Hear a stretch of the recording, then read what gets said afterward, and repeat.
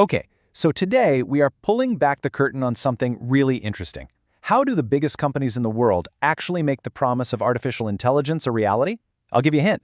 It's a lot more complicated than just buying some fancy new software. So let's start with that big question. You hear all the time about these incredible breakthroughs in AI, right? Like Google's Gemini models. But how does a giant bank or a global retailer or a major hospital take that raw technological power and turn it into something that actually, works for their business? Well, here's the thing. The technology alone isn't enough. Not even close. It's kind of like having a Formula One engine, but without the car, the chassis, or a driver who knows what they're doing. You need a whole team of expert builders, strategists, and engineers to put all the pieces together.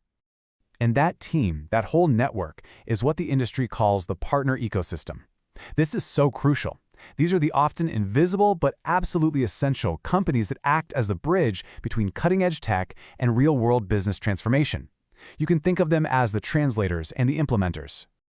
So, why has this ecosystem become so incredibly critical right now, more than ever before? Well, it's because there are these massive forces totally reshaping the entire cloud computing landscape. And get this, a recent PwC report came to a really powerful conclusion. It's not just another trend. Generative AI is the #1 reason, the primary driver, why companies are pouring more and more money into the cloud. It is the catalyst for pretty much everything else. But of course, AI isn't the only fire these companies are trying to put out. They are struggling with a whole host of other massive headaches.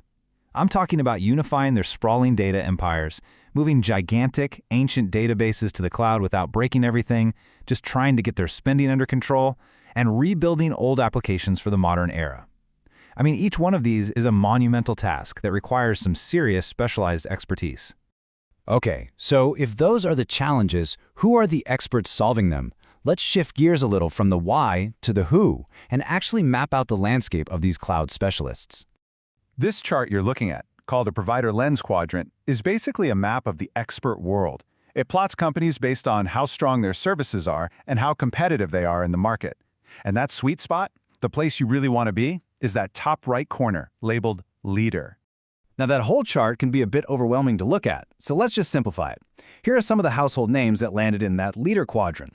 You've got companies like Accenture, Deloitte, and TCS who are consistently ranked as leaders right across the board, from the initial consulting to managing the systems, and most importantly, building those cutting-edge AI services. All right, so we have these experts, right? The leaders who can tackle those massive challenges. But they don't work in a vacuum, building everything from scratch. No way. They wield these incredibly powerful specialized toolkits. So let's take a look at the primary platform that's really at the heart of Google's entire AI strategy. That platform is called Vertex AI. The best way to think of it is as the ultimate workbench for enterprise AI. It's not just one single tool, it's a whole integrated suite of services designed to manage the entire lifecycle of an AI model, from just a rough idea all the way to a global scale application. Now, to really get Vertex AI, you have to understand this one concept. MLOps. It stands for Machine Learning Operations. It is the behind-the-scenes discipline that takes a model from a data scientist's laptop and turns it into a reliable, industrial-strength service that doesn't just fall apart over time. And let me tell you, it is absolutely critical. So, what does this MLOps process actually look like in the real world? It really breaks down into 4 critical stages. First, you have to prep your data, because you know the saying, garbage in, garbage out. Then you use that clean, curated data to actually train the model. After that, you have to rigorously evaluate it, testing it for accuracy and fairness. And then finally, you deploy it out into the real world and continuously monitor its performance to make sure it stays sharp and effective. And what's cool is that Vertex AI has a specific tool for each one of those steps. Vertex AI Pipelines automates that whole sequence from start to finish. The model registry is like a library for all your different model versions.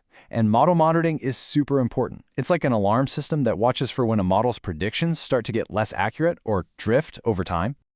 Okay, so we've covered the partners, the market trends, and the technology. Now for what I think is the most important part. Let's connect all of this back to why it actually matters, in the real world.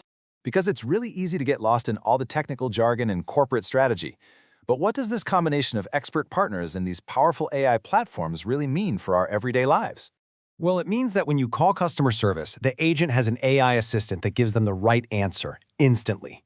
It means your bank can spot and block a fraudulent transaction in milliseconds, protecting your money.